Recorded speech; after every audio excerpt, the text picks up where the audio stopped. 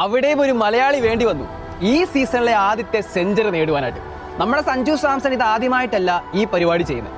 Century അടിച്ച കാര്യം ഞാൻ പറയുന്നത് 4 സെഞ്ചുറി പുള്ളിക്കാരൻ അടിച്ചിട്ടുണ്ട്. ഈ 4 സെഞ്ചുറിയും 4 സീസണുകളാണ് അടിച്ചത്.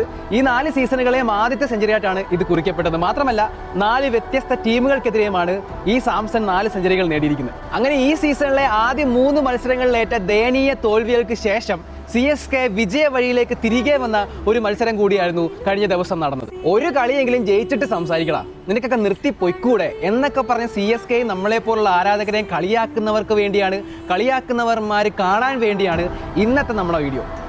ഇന്താട്ടം പോതുമാ ഇന്ന കൊഞ്ചം വേണമാ. എന്തായാലും ആദ്യം ബാറ്റ് ചെയ്ത CSK സഞ്ജു സാംസന്റെയും ആയുഷ് മാത്രയുടെയും ബാറ്റിംഗ് മികവില് 212 റൺസ് എന്ന സ്കോറാണ് ഉയർത്തിയത്. എന്നാൽ മറുപടി ബാറ്റിംഗ് ഇറങ്ങിയ ഡൽഹി ക്യാപിറ്റൽസിന് 189 റണ്ണ് മാത്രമേ എടുക്കാൻ സാധിച്ചുള്ളൂ.